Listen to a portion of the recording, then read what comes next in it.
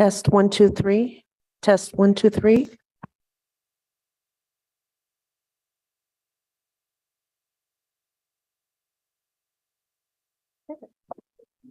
You're all good. You can turn off the video.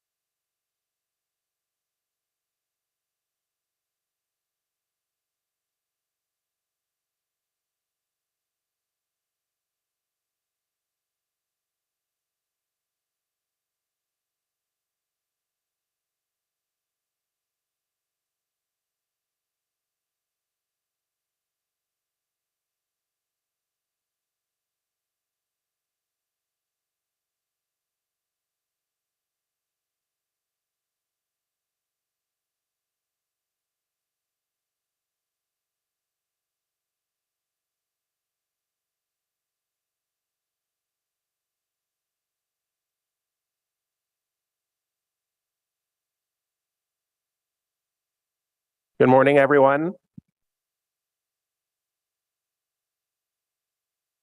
I'd ask you to please take your seats and we'll start our meeting in 1 minute.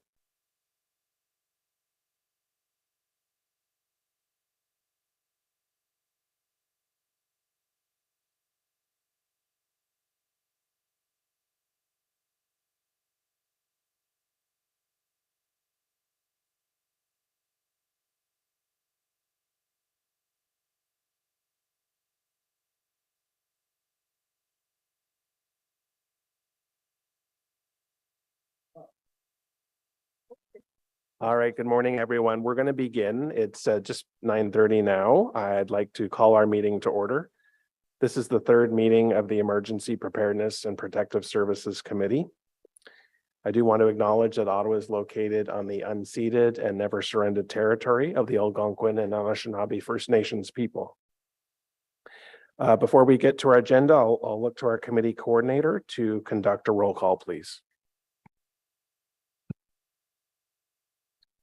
Councillor Bradley. Here. Councillor DeRoche has sent his regrets. I'm not sure if he's on the line. Councillor Dudas has sent her regrets. Councillor Devine. Here live from Dunrodden. Councillor Hubley. Councillor Hubley has indicated that he may be late. Councillor Johnson. Here. Councillor Kelly has sent his regrets. Councillor Luloff. I'm here.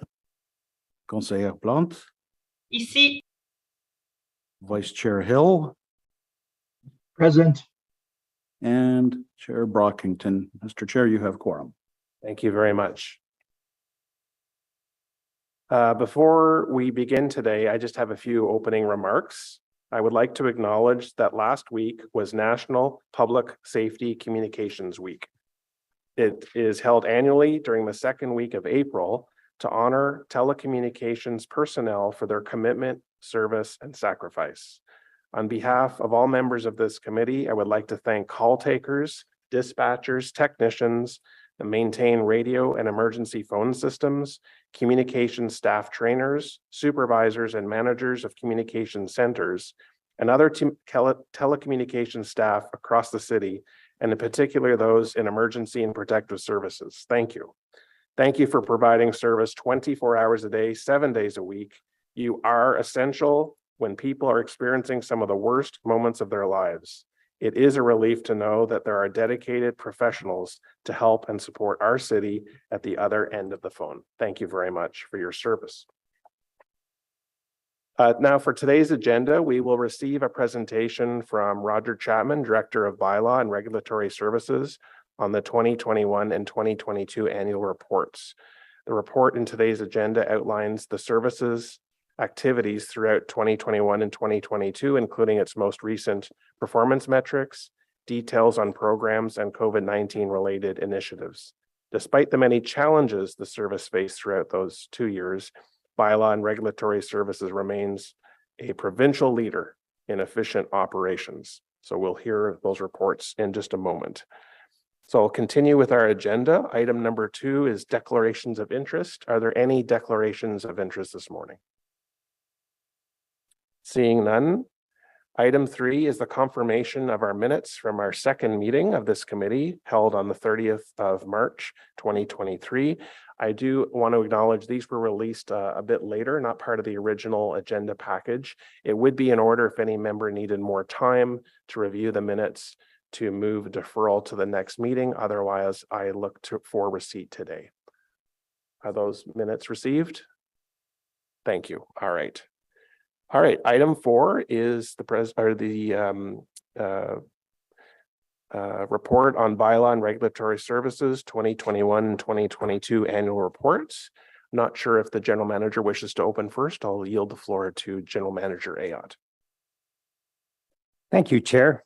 Today we'll be presenting the Bylaw and Regulatory Services 2021-2022 annual report. I'm very proud of the work that Bylaw and Regulatory Services team did and does every day. but especially throughout 2021-2022. Je suis très fier du travail qui a été réalisé pour l'équipe du service de règlements municipaux tout le long des années 2021 et 2022.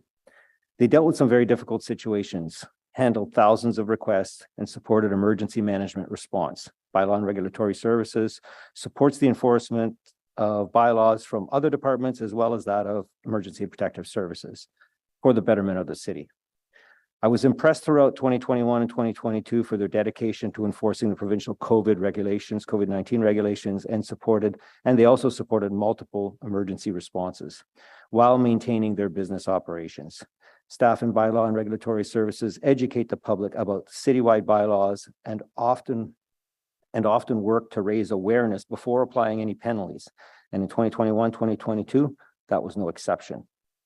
Staff also enforced parking restrictions, attended service requests, issued business licenses, held annual control tribunals, property standards, licensing appeal committee meetings, and provided spay and neuter surgeries, conducted several public awareness campaigns, just to mention a few. They do all of this and maintain a high level of operational efficiencies. Et tout cela en assurant les très grandes efficacité opérationnelle. I joke that Bylaw and Regulatory Services staff have the toughest job because no one wants to see an officer show up at their door. No one is happy to see them. Yet day in and day out, they go out and do their job to ensure that the city remains safe and healthy. I want to thank Roger Chapman, the director, and all of his staff at Bylaw and Regulatory Services for their hard work and dedication. The city benefits. Je tiens donc à remercier l'ensemble du membre du personnel du service de règlements municipaux pour leur travail acharné et leur dévouement qui bénéficie à la ville. And now, Roger and Allison will now provide you with presentation and will be available for questions afterwards. Thank you.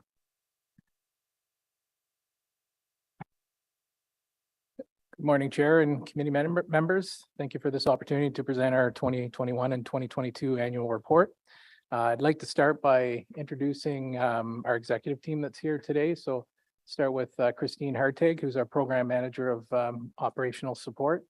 I have Jennifer Thurkelson, who's behind me, who's program manager of bylaw services. And I have Mirka Karami behind me as well, who's the program manager of parking enforcement and logistics. I have Kayla Woods, who's behind me, who's our issues management specialist. And I have Allison Sandor, who's going to assist today in presenting the report. Allison is our public information officer. Next slide, please. Bylaw and Regulatory Services is comprised of 188 budgeted full-time equivalents and is responsible for the enforcement and administration of more than 50 bylaws, as well as provincial acts within the boundaries of the City of Ottawa. On an annual basis, Bylaw and Regulatory Services handles in excess of 90,000 service requests.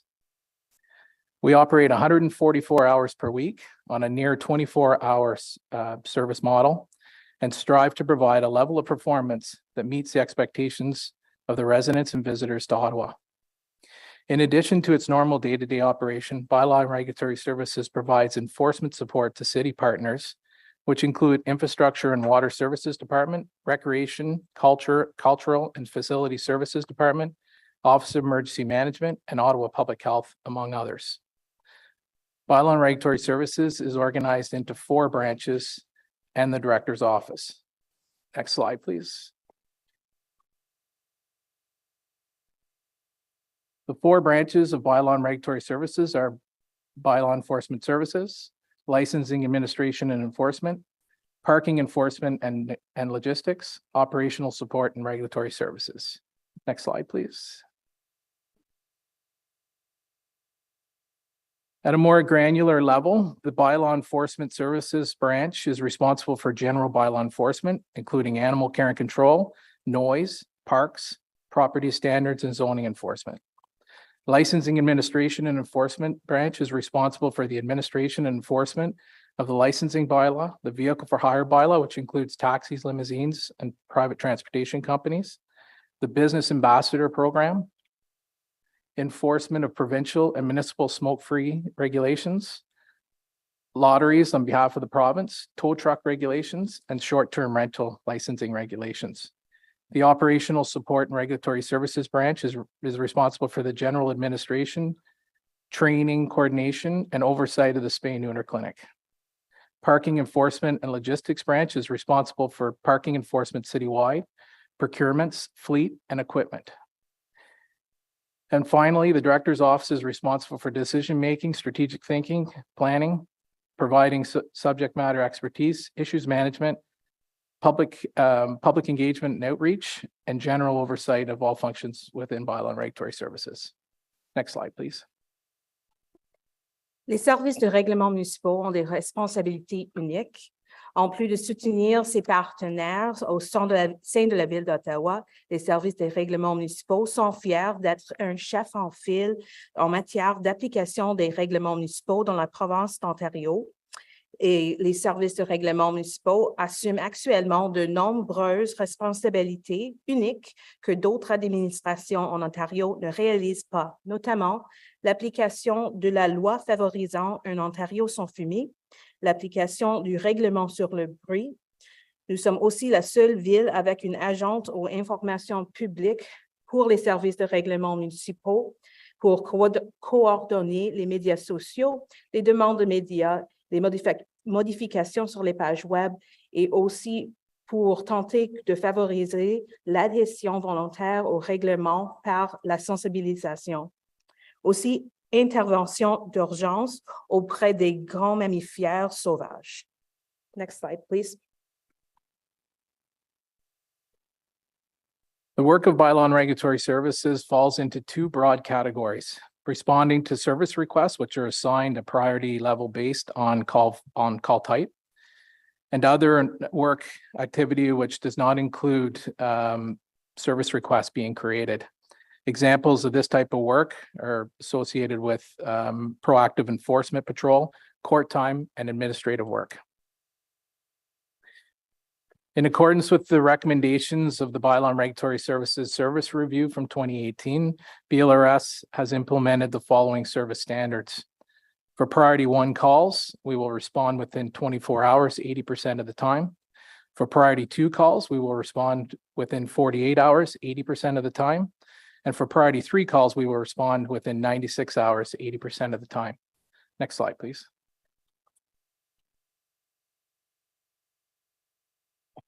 Performance trends. In 2021, BLRS handled 95,000 service requests. During this period, BLRS exceeded the 80% service standard for priority 1 and priority 2 calls by 10%. Priority 3 calls met the standard 78% of the time, which is 2% short of the service standard. In 2022, BLRS handled 93,000 service requests.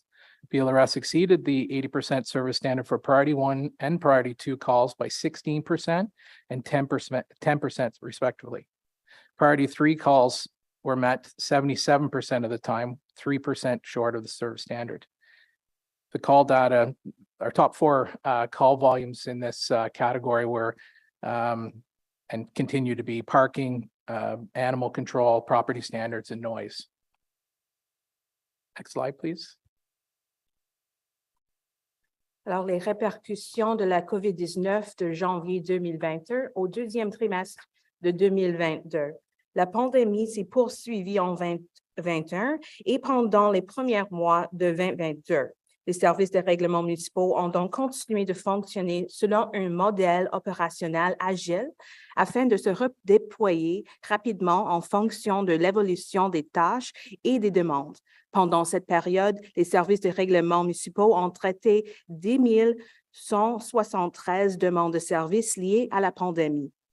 1834 demandes de services relatives au règlement provisoire sur le port obligatoire du masque du 1er janvier au 26 août 2021. 1556 demandes de renseignements reçues par l'intermédiaire du responsable de la liaison avec le conseil et de la boîte de messagerie de la COVID-19. En outre, les services des règlements municipaux ont procédé aux interventions suivantes.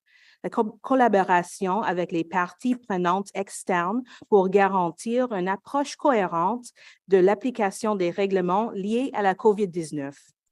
Initiative proactive comprenant des patrouilles dans les parcs et les contrôles de conformité des entreprises. Mise en application des ordonnances collectives adoptées en vertu de la loi sur la protection et la promotion de la santé et des procédures judiciaires correspondantes. Mise en application des lettres d'instruction de la santé publique Ottawa, soutien à la santé publique pour le déploiement de l'équipe de soutien communautaire en matière de vaccins, qui a offert une aide logistique à 8 cliniques de vaccination du 16 mars au 11 août 2021. Et élaboration d'un rapport hebdomadaire sur les statistiques relatives à l'application de la loi au bureau du solliciteur général. Next slide, please. During 2021, BLRS led the City of Ottawa's COVID-19 pandemic enforcement response in addition to maintaining normal operations. 2021, BLRS also commenced the development of the Bylaw and Regulatory Services Peer Support Network. The aim of this program is to offer support for staff through timely proactive awareness programs and reactive support systems.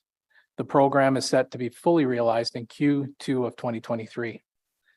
Finally, during 2021, BLRS undertook numerous public media campaigns aimed to educate and update residents on provincial regulations and public health measures. BLRS also undertook other media campaigns such as fireworks safety after recognizing an increase in the purchase of consumer fireworks, increasing the risk to public safety. Next slide, please.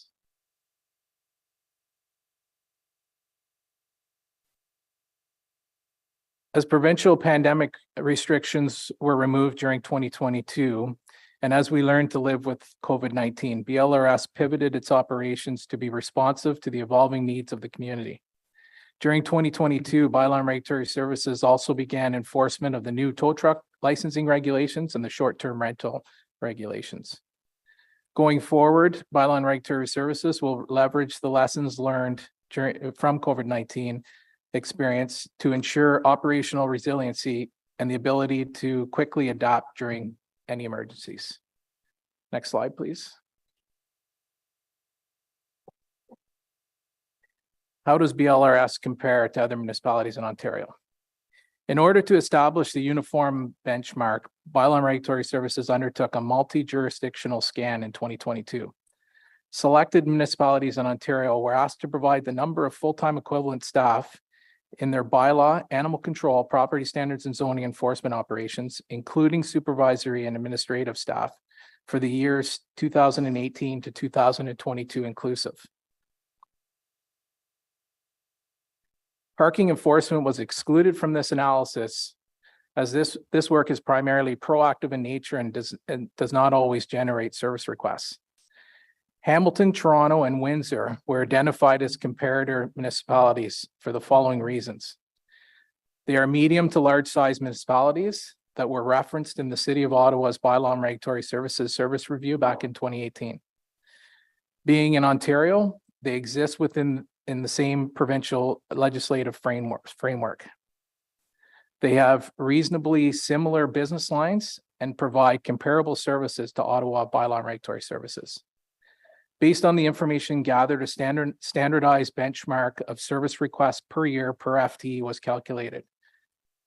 The average number of service requests handled per FTE in other selected Ontario municipalities from 2018 to 2022 was 427 service requests per year per FTE.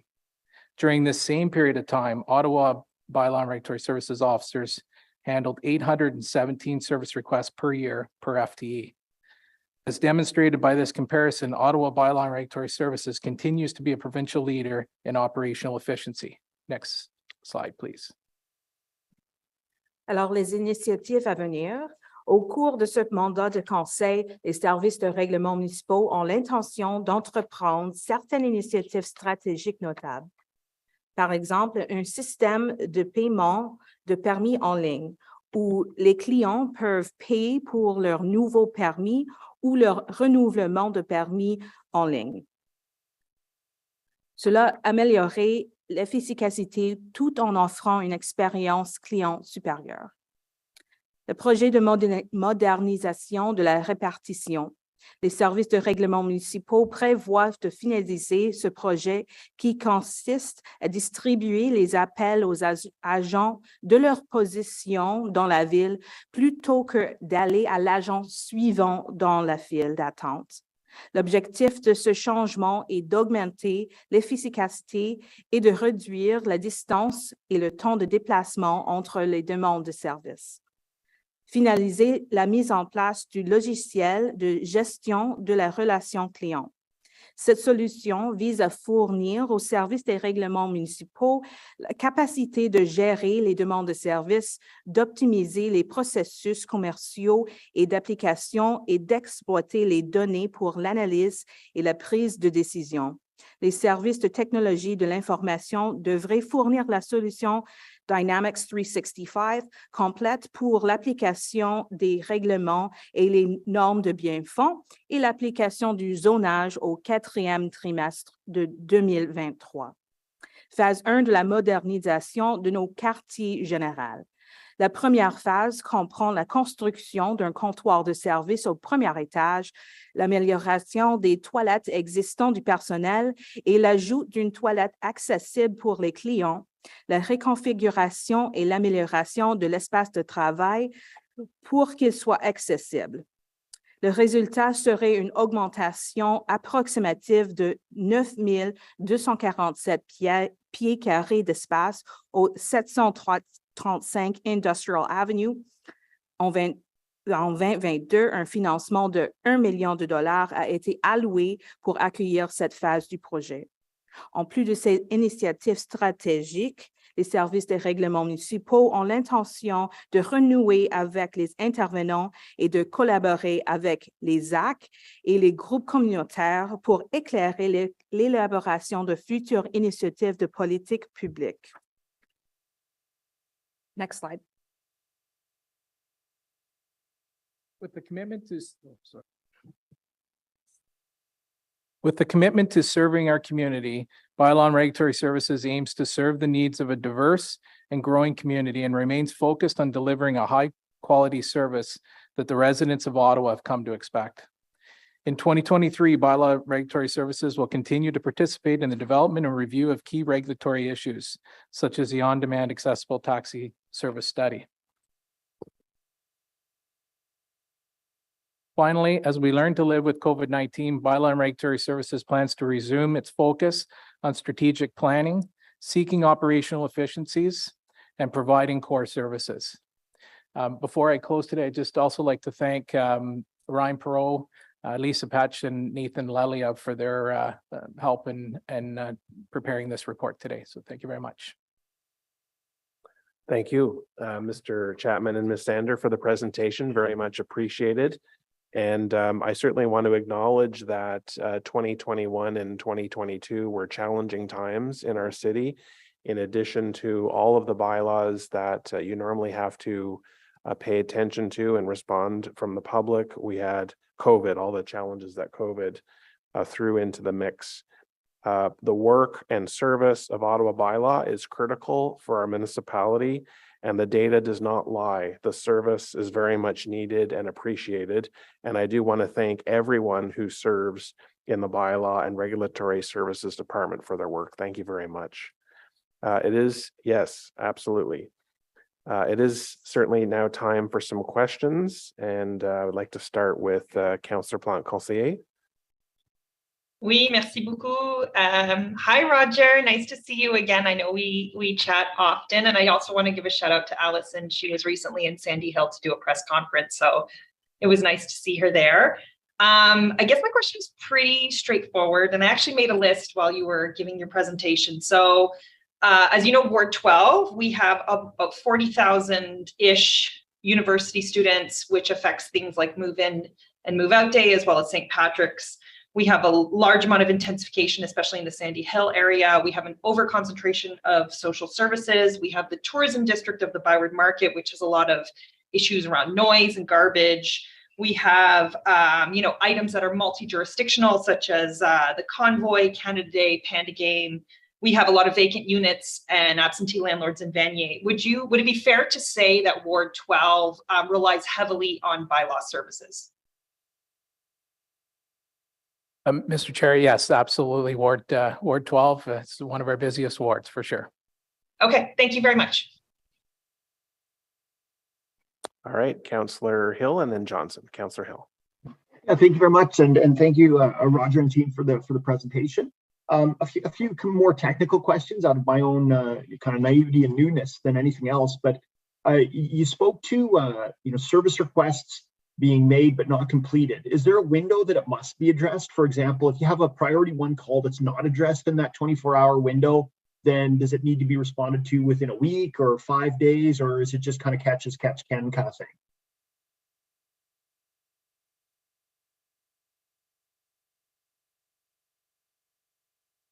Mr. Chair, sorry, I don't think I heard the entire question, but I think what you're asking is a P1 call comes in overnight. How is that responded to? Is that correct? So you spoke to the time requirements. So you have a priority 1 call, but if it's not addressed in that first 24 hours, then what happens after that? Because you spoke to the statistics on what you're trying to achieve broadly, but when it falls outside of that, I'm just curious, what like, is it do the best you can, or is there a, do it within a week, or how does that kind of work if it doesn't fit the perfect model? Mr. Chair, thank you for the question, Councillor. As the report indicates, our service standard is for priority 1 calls to meet those 80% of the time. And as you can see in 21 and 22, we were actually exceeding that. So we were reaching those that expectation 90% of the time. For those ones that we can't meet, typically it happens on storms that come through, and we're getting all these tree calls and things.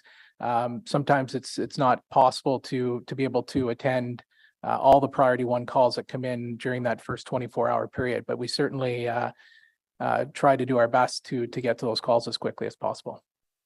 Okay, no, thank you very much for that. With regards to noise complaints, I think other jurisdictions have not taken those on, but you have. And I just my notes here say that it was 13% of all of your service requests.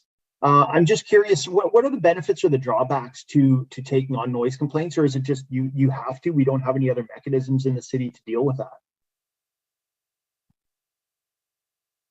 Mr. Chair, thank you for the question, Councillor. Noise complaints, I mean, we used to say that we were the only municipality in the province of Ontario that actually did after hours noise complaints. I'm not sure that we can say that anymore. There are several that have run pilots recently. I think that, City of Ottawa has been the leader in this regard, and it's, many other municipalities are following our leadership here, and they've asked us for information and SOPs that we have set up now to do noise enforcement. But I think it originally started with, trying to download some of the work or take some of the pressure off the police from responding to noise calls, which, don't always need police to attend. And it's, we've been fairly successful in implementing policies and enforcement practices to be able to address these loud noise complaints. It's not to say that from time to time we still need police assistance, and particularly after 11 o'clock at night in some areas of the city.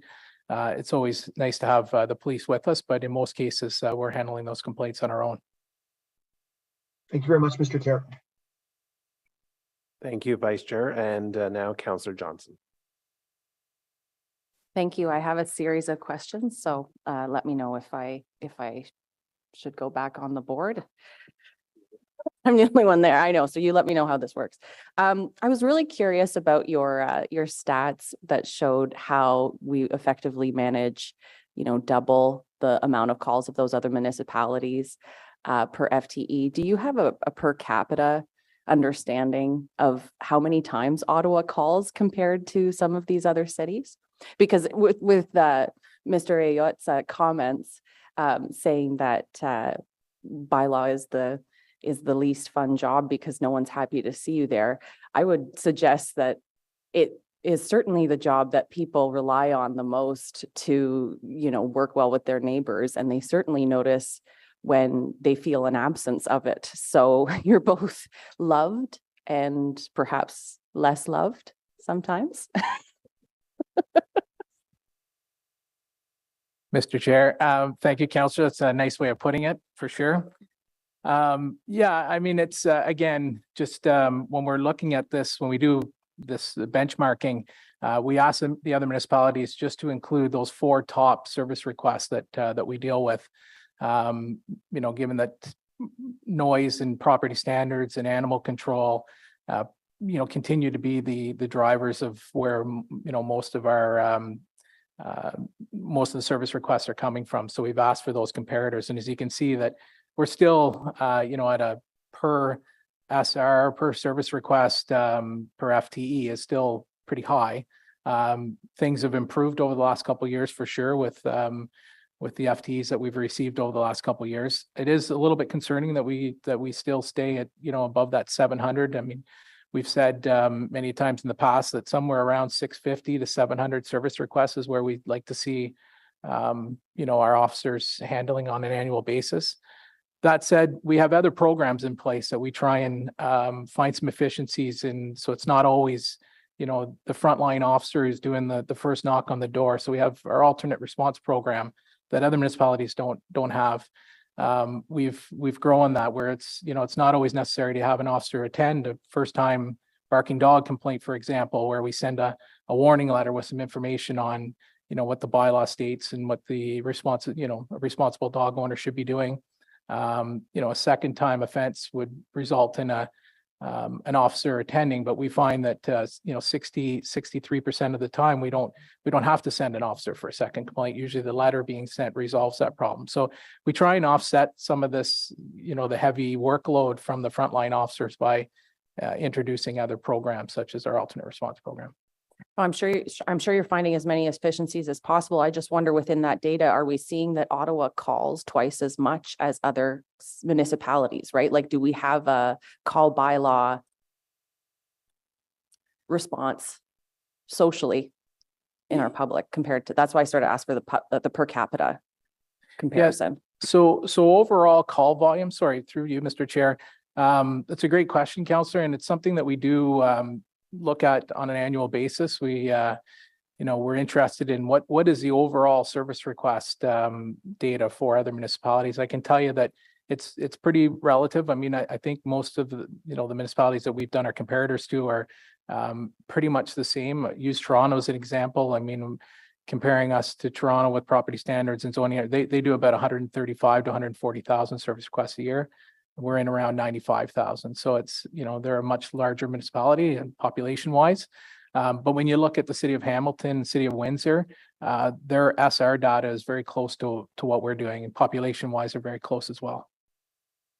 Thank you. I was just trying to figure out how to read the chart a bit more with a bit more intelligence. So I wonder then also, it's been brought to my attention, you know, that if we have a lack of enforcement on certain property standards, as in that they're not a high priority, they're not a safety concern, you guys are in other places and you're obviously stretched. Do we ever take bylaws off? Do we ever remove bylaws when it comes to certain aspects of how we get, I think about, you know, conflicts between neighbors for issues of property standards that aren't necessarily consequential, except that they're on the books. Do we purge our bylaws? Is that part of the bylaw review process to ever just say this is not serving us anymore? It's causing more trouble than it's worth. Thank you, Chair. I'll take that one and I'll pass it on to Valerie if she has any additional information to add. But generally, we don't purge the bylaws. They're reviewed every 10 years and they're tweaked and they're amended accordingly. And that's what the bylaw review work plan deals with. So that'll be coming up in June. And we can have that discussion, but generally we don't remove them unless they become obsolete and or they've been replaced by another bylaw that's more effective and more useful. Valerie, is that enough? I think that's enough information or accurate. Thank you.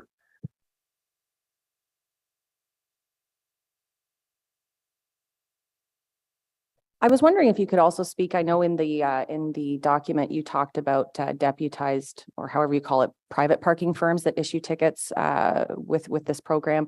But I believe there's also a relationship with how we monitor the NCC Greenbelt and that ticketing process. So I have residents who have been, in the NCC property, Conservation Authority has given them a ticket, and it's a City of Ottawa ticket. I was hoping that you could help me to understand that relationship for my residents, because they do find that somewhat confusing. Mr. Chair, so provincial fence notices, on NCC property, the conservation officers issue the same provincial fence notices that we would. Typically, they're under their own regulations. They don't issue tickets for municipal bylaws. They do issue parking tickets on their property that would be City of Ottawa parking tickets. In speaking to the type of enforcement that we do on these properties, so if they have regulations that govern any type of activity on the property, they look after that. If there's a bylaw that's in violation on their property and they don't have regulations for, we would do that enforcement on their property. We do have some enforcement agreements with the federal government to do enforcement on federal lands as well. So in those cases, we would be doing some monitoring enforcement there as well. Thank you very much. Councillor Kavanagh, you're next. Thank you very much, Roger, and your whole team. We work a lot together and appreciate all your efforts. One of the big noise complaints that in our ward has been stage 2 LRT. And I just wanted to say thank you for your team, because it's a difficult one. This is basically noise that's been created because of a project the city is responsible for, and it's been very, very hard on the residents. And I just wanted to know if it's been a big workload. We certainly hear about it, and there's sometimes confusion about it, but in terms of who's responsible, but how that's being handled. Mr. Chair, thank you, Councillor, for the question.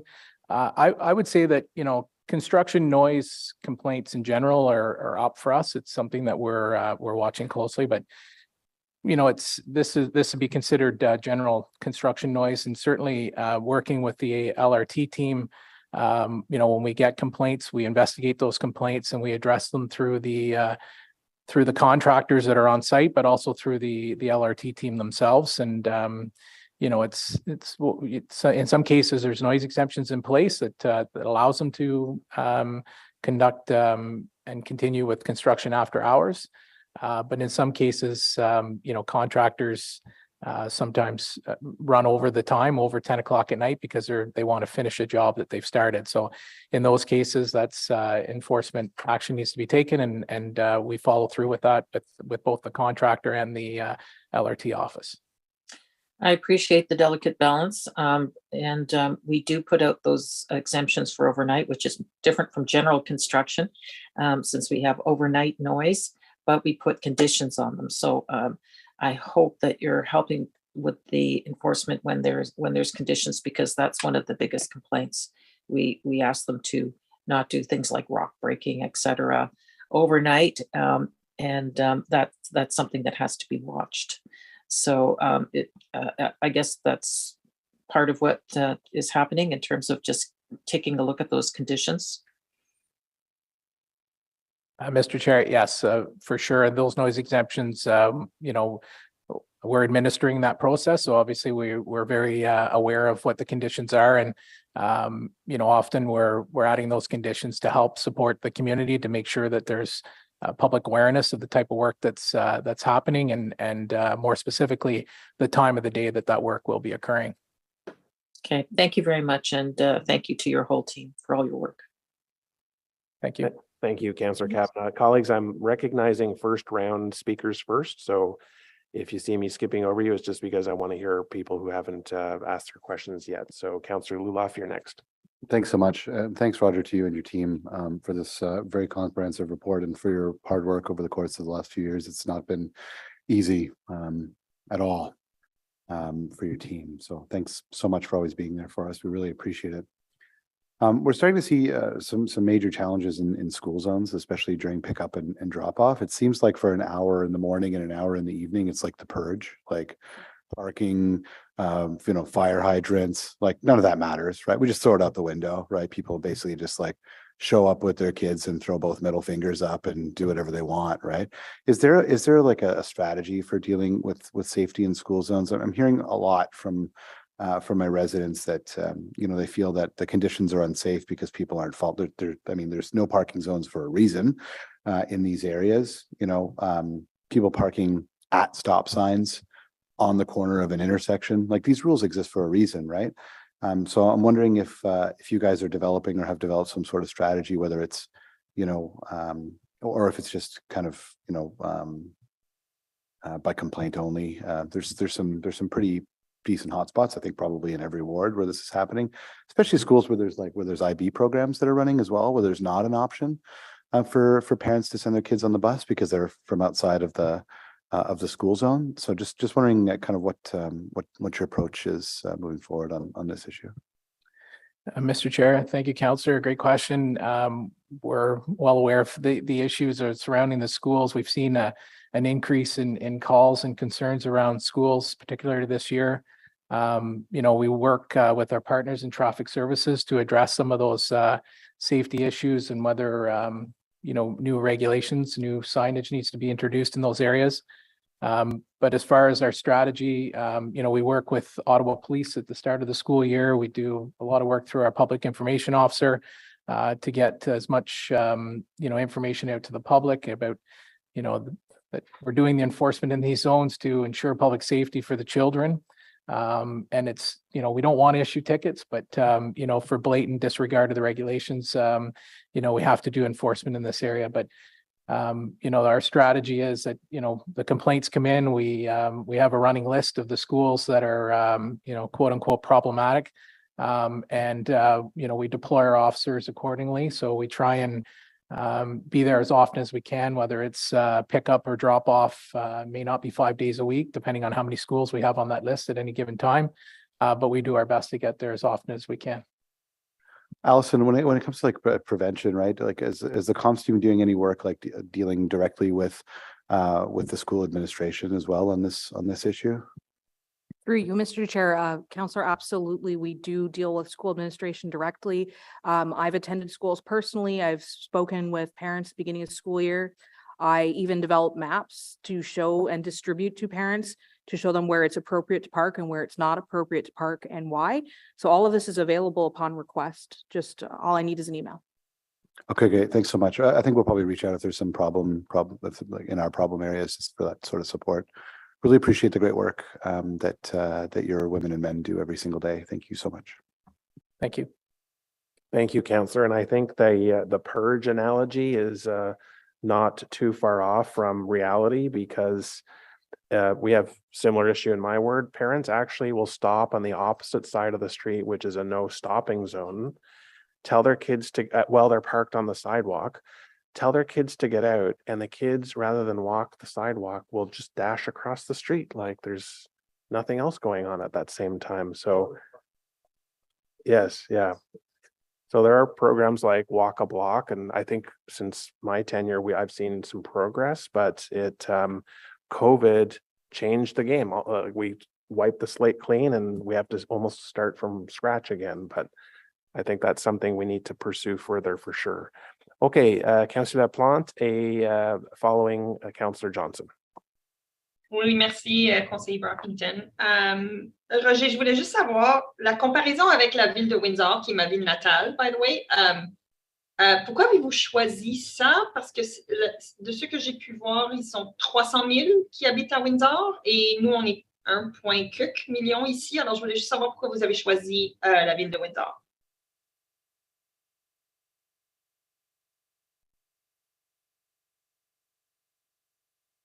Mr. Chair, thank you, Councillor, for the question. I think you're asking why we selected Windsor as one of the comparators. The reason for that is that it was a consultant that was hired back starting in 2016 with our service review that was done, and the consultant chose Windsor as one of the comparing municipalities. So we just continued with that benchmarking last year. Okay, I was just curious. And then my second question is, how can myself and then the other counselors who are here, how can we better help you and your staff with the help that you guys need to do your job? I mean, Councillor Luloff referenced schools. I referenced some of the issues in my ward. You know, other than, you know, increasing the budget, like how can we better help our bylaw officers in our neighborhoods? Mr. Chair, thank you for the question. You know, first, I'd like to say that, you know, the last couple of years, council has been very good to us in providing SRs, FTEs, including the 7 growth positions that we received through the budget this year. So, I mean, you know, again, through 2023, we really want to focus on getting back to bylaw enforcement. I mean, pandemic has changed things for us as well. And, you know, we've taken on some new regulations, and we know that, you know, during the first year of the introduction of new regulations, we often see a spike in call volume. You know, but those call volumes tend to plateau out, you know, significantly after the first year of enforcement. So people become compliant, and you know, as you get people, you know, to buy into the regime system, we have some success in reducing service requests that way. As I said, we're trying to leverage other things to be more efficient, including our online licensing system that we're trying to procure for this year. Our alternate response program, we're looking to expand that as well this year. So we're always looking at other measures that we can put in place to try and you know, reduce the call volume for the frontline officers. But again, you know, early next year, our intention is to come back with a report to committee and council to present, you know, what we think is needed for growth positions. So we look forward to presenting that report next year. Merci beaucoup, j'apprécie. Merci. Councillor Johnson, you're next. Okay, thank you. So my last sort of series of questions are related to the landlord, what's it called? The landlord rental bylaw that's just coming around, the big one for all the multi-res. So I was wondering, I was wondering how that has been in its first few months of implementation. Have you had greater or fewer service requests than you expected? Through you, Mr. Chair, the rental management bylaw, we haven't seen a huge increase in call volumes, although we didn't expect that this bylaw would specifically increase call volumes. I think it's an added tool in our toolbox to help us enforce the bylaws such as property standards and property maintenance bylaws. But what we have seen is that we have a high rate of compliance when speaking to property owners, property managers. The regulations that are in place are well aware of what they are. We've seen the property maintenance plans, which is very nice to see that they're planning ahead and budgeting for those regular maintenance things that need to be done, that we hope will, you know, reduce the amount of times that bylaw has to be called to do investigations. And also pest management, we've seen an improvement in that as well, where, you know, we've seen the larger landowners that are now have pest management plans in place. So that's helped for sure. I'm glad to hear that. I did hear when it was first coming into effect that the intention was to tune up a lot of landlords that weren't looking ahead. So I'm very glad to hear that that's happening. I wonder if we have seen, and I don't know where this question goes, but obviously whenever we ask a landlord who doesn't have a capital maintenance plan or a pest control management plan in place, sometimes those costs can be transferred onto the tenants. So I wonder if we've seen any unintended consequences in that respect when it comes to affordability. I don't know if that's a question for you, or if there's any analyses happening across departments to have an understanding of that. Through you, Mr. Chair, again, compliance is really high. I mean, we have come across situations, obviously, when we're responding to complaints where capital maintenance plans, when we're asked for them, they're not in place. But, you know, we provide a compliance state. And as I said, so far, we've had a very high compliance with those requests. So that's encouraging. I think it's too early to do any analysis on what the impact of that has been. I think year 2 and 3 into this program, we'll be able to see and hopefully realize the effects of this new bylaw structure. That's wonderful. So I'll look forward to year 2 and 3. I think I'll still be here, so that's nice. Staff were meant to explore the feasibility of a consumer protection and education website and a searchable database. I was wondering if this is still something that's going to be moving forward. Mr. Chair, yes, it's still on our work plan. We're hoping that we can have that implemented by Q1 2024. Councillor, as much as I appreciate your questions, questions that are related to the future work plan could be maybe parked until June. Today, we're going to focus on the 2021 and 2022 report. So if you have questions about that report, just focus there. It wasn't on the looking forward slide. Fair enough. No problem. Thank you. Anything else? Okay, thank you. All right, Councillor Luloff. Given your direction there, Mr. Chair, I guess I'll have to be pretty cheeky about how I ask this question. Looking back at the numbers of, your performance standards and what you were able to achieve, how many extra bylaw officers would you have needed last year to have been able to meet your standard every time? Mr. Chair, thank you, Councillor. Great question. That work is underway. As I said, we're bringing that report forward early next year on what we feel is needed for growth positions for the rest of the term this term council. I'm unable to answer that question at this time, but we are doing that analysis right now. Okay, and typically, what percentage of new resources that you would have had last year would have been able to pay with themselves through enforcement? Like what percentage do you think pays for itself? Mr. Chair, thank you for the question, Councillor. So I can tell you that Bylaw and Regulatory Services brings in approximately $32 million in revenue on an annual basis, and our operating costs, including capital expenditures, were about $25 million. So, thank you.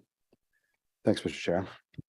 Thank you. And colleagues, I'll just note that our June meeting, the corporate bylaw review work plan, will be before us in June. So that will be, in addition to the other items on the agenda that month, I think a pretty fulsome meeting. So stay tuned for that.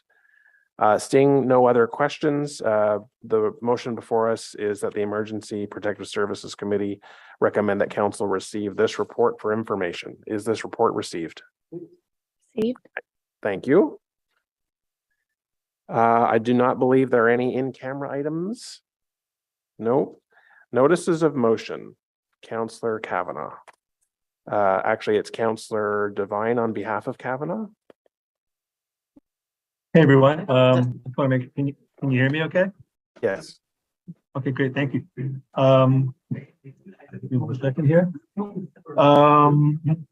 This motion was brought to me from Councillor Kavanagh, as she's not on the committee, but I am more than happy to bring this motion to you because it speaks to an issue that both Councillor Kavanagh and I have been working on, which is to increase the capacity and effectiveness of our city's first responders. So I'll read the motion.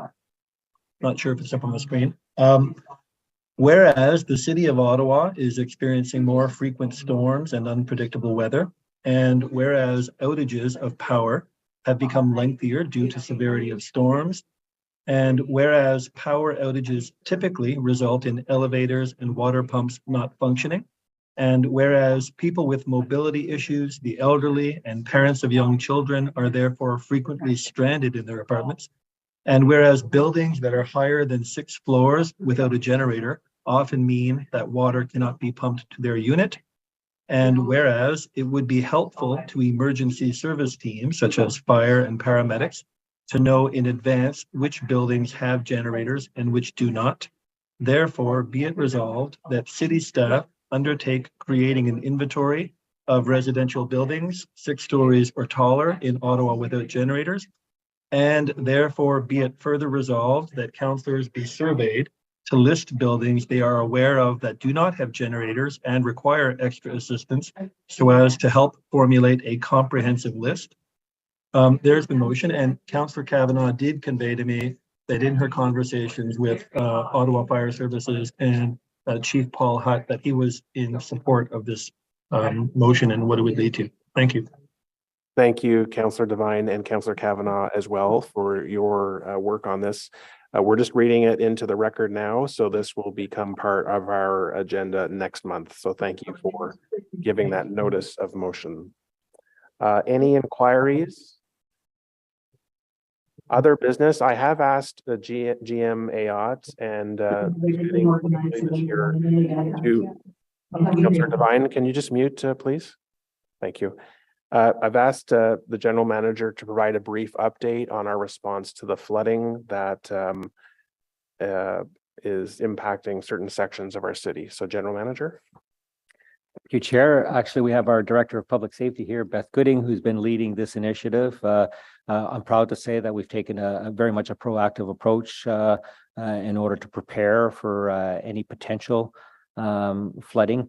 Right now, the numbers are still within the 1 to 10 year kind of range. We are planning for potential 1 to 20 that hasn't materialized yet. Different parts of the city are affected differently. All that to say, I'll pass it on to Beth to make some comments on that. Thank you. Okay, thank you, Chair. So just briefly, to echo what Kim said, water levels are increasing along the main stem of the Ottawa River in all locations, but they're currently expected to remain well below historical flood levels. We will be presenting or through email today, a full update to council, but I can give a few highlights in terms of what we've been doing and what we're going to continue doing. I would say we've been focused on 3 main areas. We've been doing a lot of surveillance and monitoring, including through our Public Works Department staff who are out in the communities looking at conditions firsthand. We've also been doing a lot of community engagement and communications, and that includes the effort of Chiefs Hutt Ottawa Fire Services, who went out and visited the homes throughout the city most at risk of some flood damage, and they provided information and had a chance to assess the situation on the ground as well. And thirdly, we're continuing to make supports available to residents to help them prepare. And that is what we will be doing over the course of the next few days and into the weekend.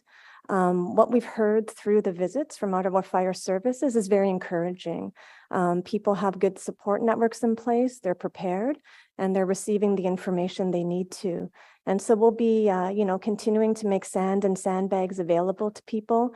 We have staff filling sandbags until end of day Saturday, and those are being dropped off at strategic neighborhood points that are more at risk. And we're working with the councillors most impacted to share information and get insight from them and their residents in terms of potential need.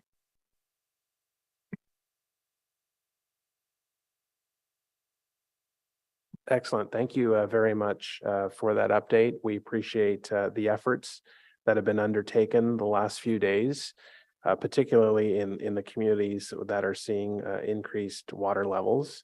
And we appreciate the added focus. I'm certainly, if I was the ward councillor in either the West End or East End, I would appreciate all the resources that could be available.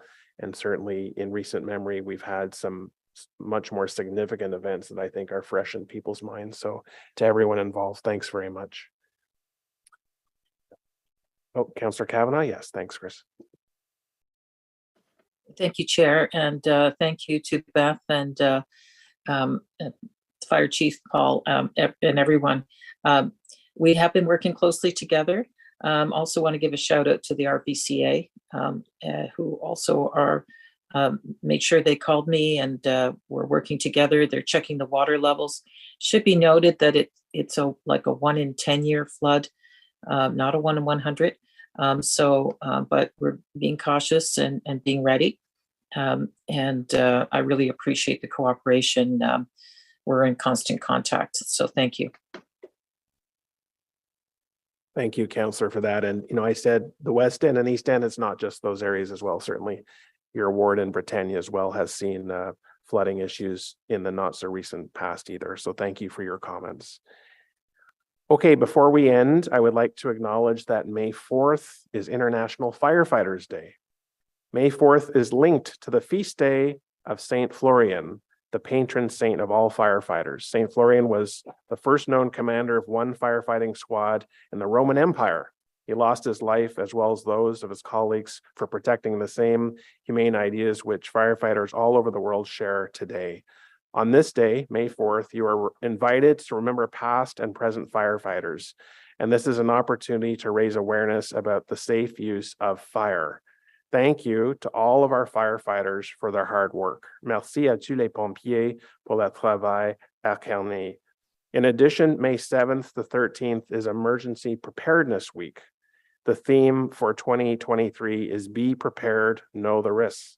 Le thème de 2023 est Soyez prêts, connaissez vos risques. The intent is to encourage Canadians to understand their risks in this area and learn what actions they can take to protect themselves and their families. This city, Ottawa, has several resources available on ottawa.ca to assist residents in developing their plans. And finally, as a heads up to our next two meetings, our next meeting will be May 18th, where the Public Safety Service will present their 2021 and 2022 annual reports, and the 911 2021 and 2022 annual reports as well. As I alluded to earlier, the June meeting will be a heavy agenda with several reports: the corporate bylaw review work plan, the on-demand accessible taxi study, and the Ottawa Paramedic Service 2021 and 2022 annual report, as well as the Ottawa Paramedic Service investment plan. So those are just some highlights for the next 2 months, and I look forward to seeing you at our upcoming meetings. Given that we have no remaining business before us today, our meeting today is now adjourned. Thank you.